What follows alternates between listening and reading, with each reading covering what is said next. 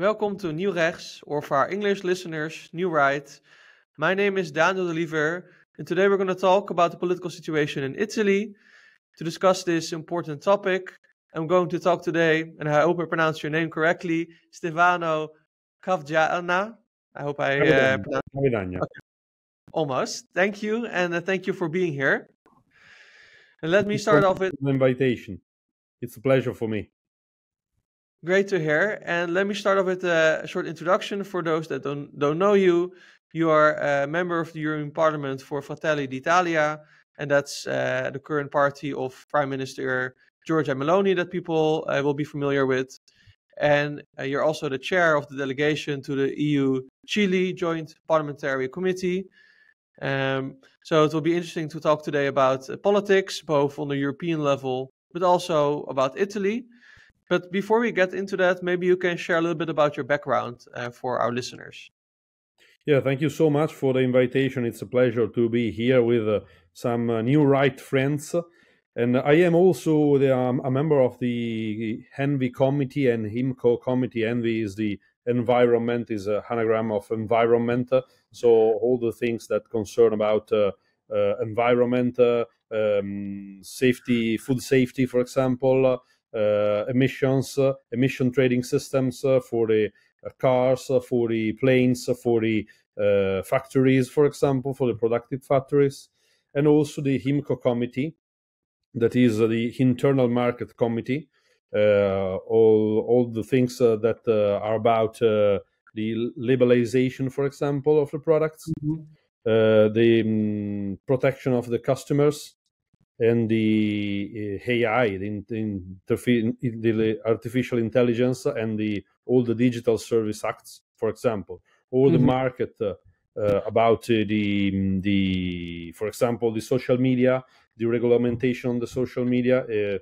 These are things we are, for example, studying every day. We saw the situation in Romania, as you know, what happens about the elections. So it's there's a lot of things to do. Not only the parliamentary committee on EU-Chile, as you mentioned. And I have a degree in international relations and also then a PhD in European law. So these stuffs are things I studied for a lot of years. In particular, in the regulation, for example, all the European judicial system, etc. And I started in politics in 2008. I decided to start in politics in 2008 because I was the editor-in-chief of my newspaper, the student newspaper of my high school. And I wrote an article concerning the Italian elections in 2008.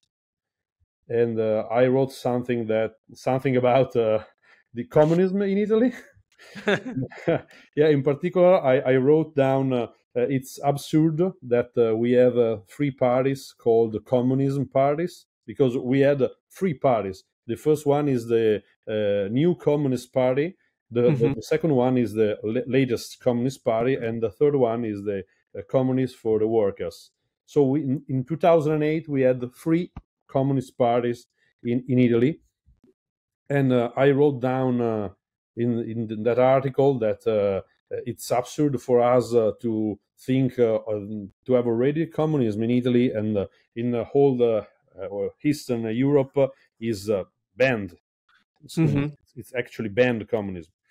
But I had a deep discussion against the principal of my school, and she decided to add a sort of activity of censorship against me and my article, and then I decided to start my life in politics. I decided to join the Azione Giovani. It's the young party of the last party before Brothers of Italy, that was called National Alliance. So in 2008, I decided to join in National Alliance, and I decided to bring my ideas, my values in the society, and I decided to start my involvement in politics. Great, thank you for your background. That's interesting. I guess many people would relate because I think there's censorship for, let's say, more right-wing ideas happening all over Europe for quite a while.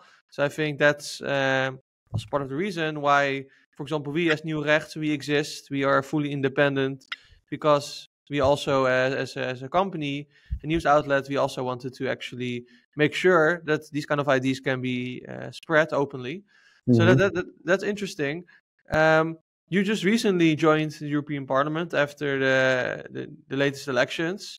Yeah. How has your experience been so far to be inside the European Parliament? Yeah, it's incredible. It's amazing, and it's something new for us because we are involved in politics, in local politics. So you need to give every day by day, responses to the people. For example, for the traffic, for the parkings, for the rubbers, for for example, the security in our cities, or the possibility to have a job, something very closer to the people. And the European Parliament, it seems far from the people. It seems far from the people because you every day you work on stuffs that are, for example, the environment. For example, the possibility to have a new production for the companies, something that is very far from the people needs, the everyday people needs. I can imagine. It's particular. It's something very particular, but I think it's the most important way to do something for your country. To be in Europe, to defend your country, to respect the sovereignty of the nations against what is happening in Europe, for example, that where somebody wants to sacrifice the nations to build a huge federation where everything and everybody is without identity, and so it's very, very amazing, the activity, but it's far from the people needs. Vergeet de NOS en de NPO. Het is tijd voor NieuwRechts, de nieuwswebsite voor rechtsdenkend Nederland. I can imagine. And do you think that the sovereignty of the nation, like Italy, like the Netherlands, like others, is this for you the most important issue in Europe, or are there other issues that you think that for you on the European level are important right now? I think it's very important because the sovereign nations started in Europe. After the Middle Age, we saw a lot of countries deciding to turn from absolute monarchies through the parliaments, through the national flags, national, for example, issues. So we have a lot of identities, and we have to preserve our identities.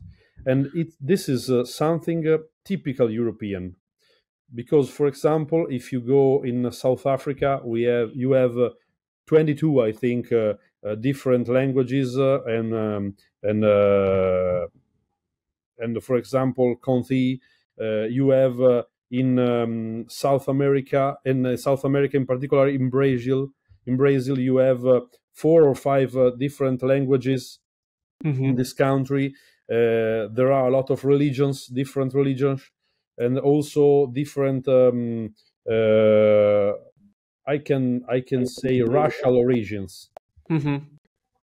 We have the luck to have people, a nation, a country, a state that is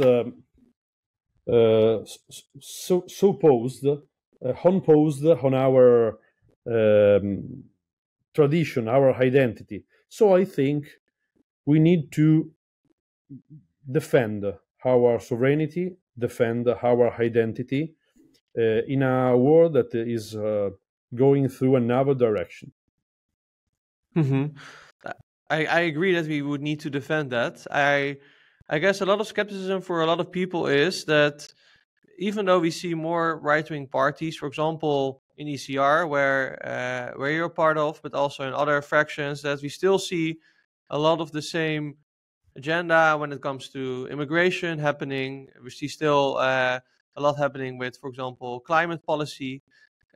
So what would you say to this kind of criticism, that even though maybe more and more people actually want to stand up, defend their own traditions, to defend also their own rule of law, that we still see the European Union trying to influence and maybe increasingly do so on important issues that are attacking the nation states? Yeah, our idea of Europe is the Europe of sovereign countries, allied sovereign countries that has similar identities, similar cultural heritage, similar religion too. Instead of there is somebody that has no religion, but I think we have the same cultural identity, and we need to preserve it. Preserving our families and our families' policy, for example, to have more children, because Europe can have a future in this way. We need to defend the economic growth, our cultural identity, but the first thing to do is to defend our borders. We just need to think and know that we have an only one border, that is the European border. If somebody come into Netherlands or Italy, then he can move everywhere in Europe.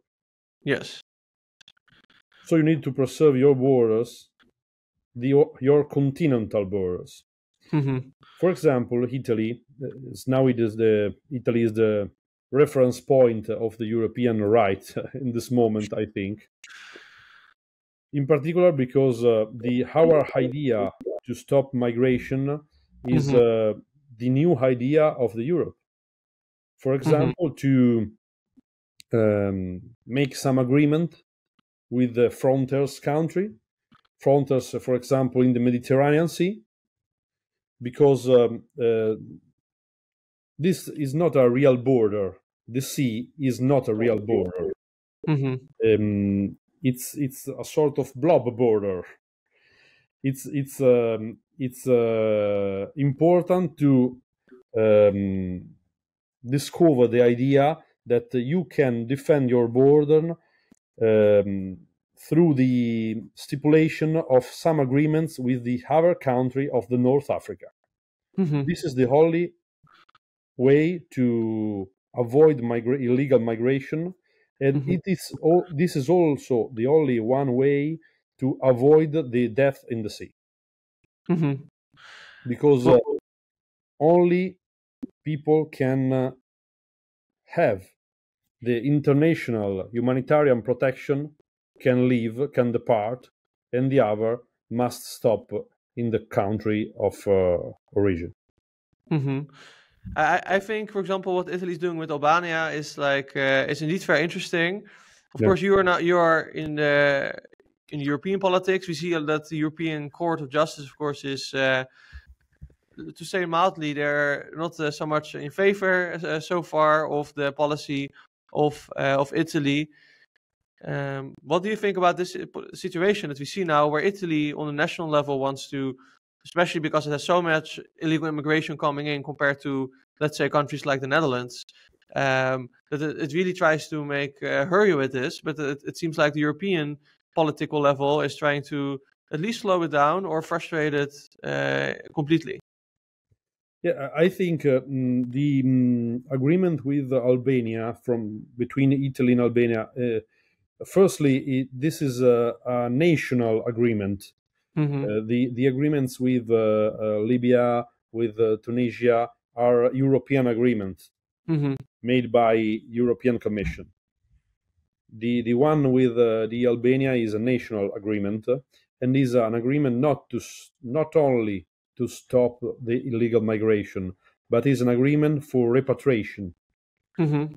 Because first we need to secure our borders. Then we need to have a sort of repatriation for all the people that now are living in Europe as illegal migration, illegal migrants.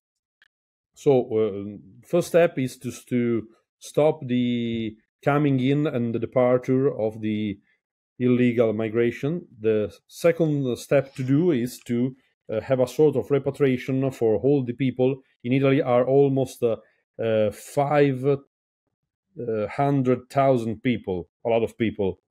500,000 people are illegally in Italy now. So we need to start and we need to have a more flexible European law, European right to let the countries defend his sovereignty and identity, having her repatriation.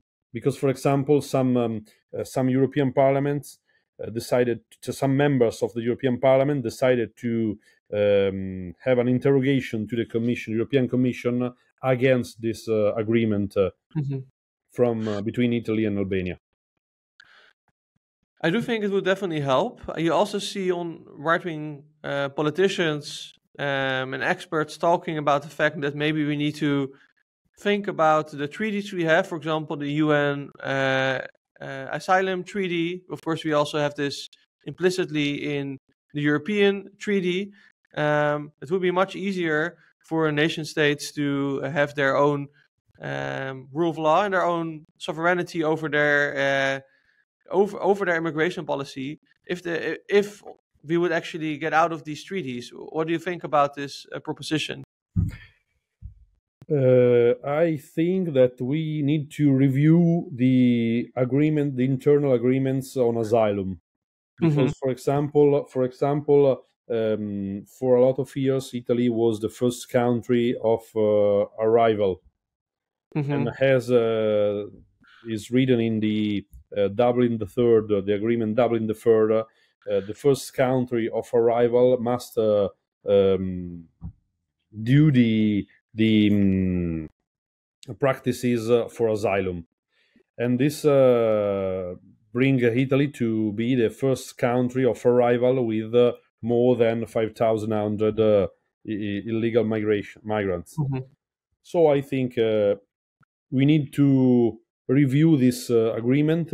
We need to give to the states the possibility to decide who is, for example, not for example, to say who can be dangerous for our security.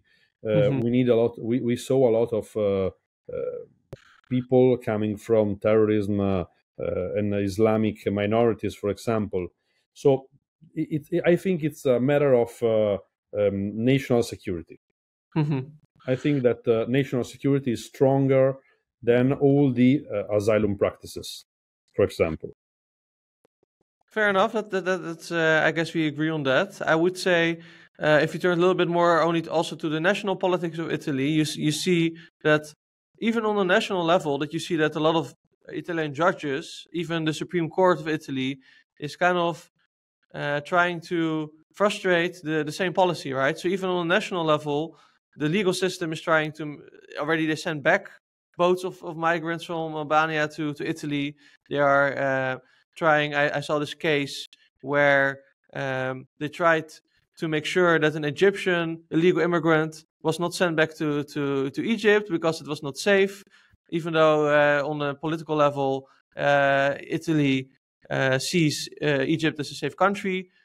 What do you think about the fact that judges are so actively taking this political position when it comes to immigration policy? Yeah, we every day we said that the list, the short list of safety countries must be done by the government.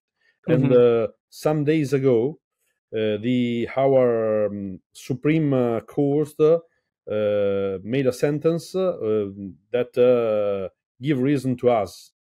Yes. So only the government, through his partners, and I think they means the European partners, can do and can make a short a short list of safety countries where you can repatriate somebody.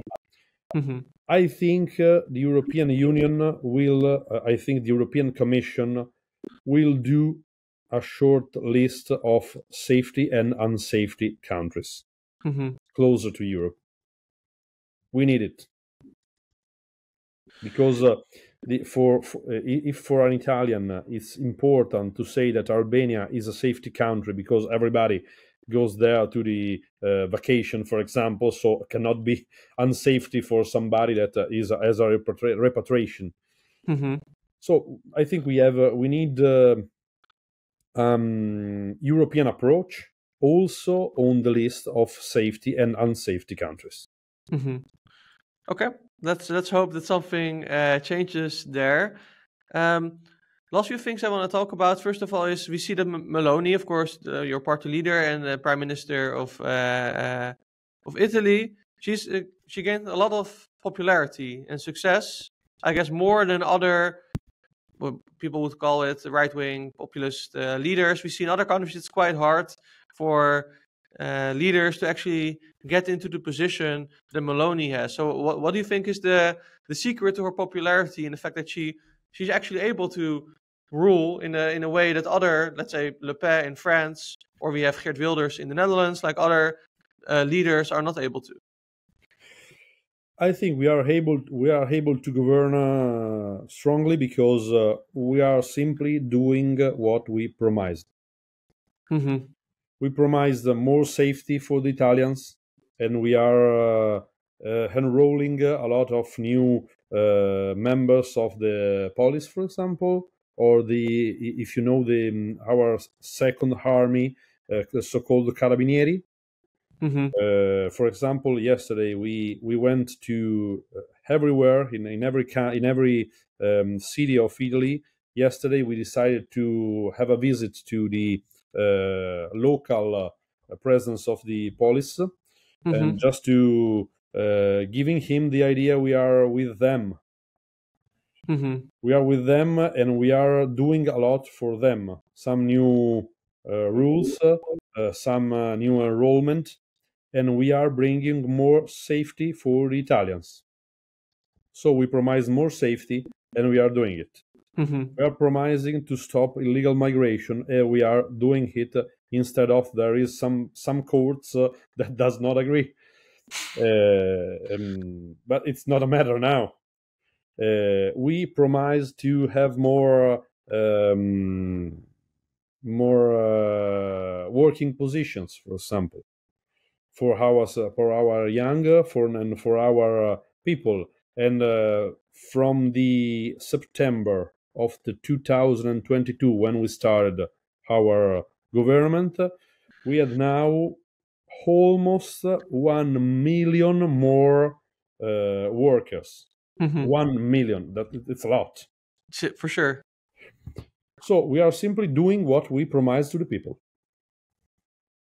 And how would it fit in with, of course, Meloni and your party in general is very open about this. You already talked a little bit about this cultural conservative agenda. You recently said that you want to promote and conserve the heritage of Italy. You talked a little bit that you want to protect families. How does this fit in within the policy of your party? Yeah, it's very important. Firstly, we need to bring safety in Italy, to stop illegal migration, to do something for the economic growth. This is the first thing we need. Secondly, we decided to defend our cultural heritage. We decided to, for example, defend the Christianity and our identity, defend the families. For example, we decided to have a sort of economic bonus for all who decided to have a second and a third son, a second and third child. And so these things, just some little things, but they are strong for the people needs.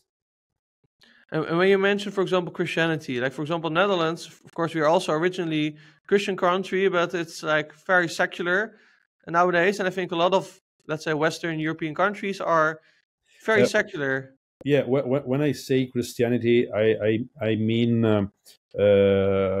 our Christian identity. So, for example, avoiding the Islamic fundamentalism, avoiding the people who decided to destroy our tradition, for example, for Christmas, avoiding the ideas that thinks that we have no cultural religion. It's something like this. We are not a theocratic party. No. So it's more on the cultural level than on the religious level. Yeah. Okay. Totally. Very good. I really want to thank you for this conversation. I wish you the best of luck in the European Parliament, and I hope that the immigration policy can be an example for other countries, like for example our country in the Netherlands. And I really want to thank you for your time. Yeah, thank you so much. Have you seen what is happening in Canada? What is happening in US? Also in Austria this morning? And everywhere, I think in Europe, I think the right wing can be the winner of the next elections, and I think we have to work a lot together because we need to build the future of our Europe and of our cultural heritage. So thank you so much for the invitation. It's a pleasure for me, and see you next time. Thank you. I agree. I think it's time for right-wing people in the West to rise up and indeed conserve what we have. I also want to thank the readers and listeners of NieuwRechts. If you want to support these kind of conversations, please go to nieuwrechts.nl and become a member, and see you the next time. Thank you so much.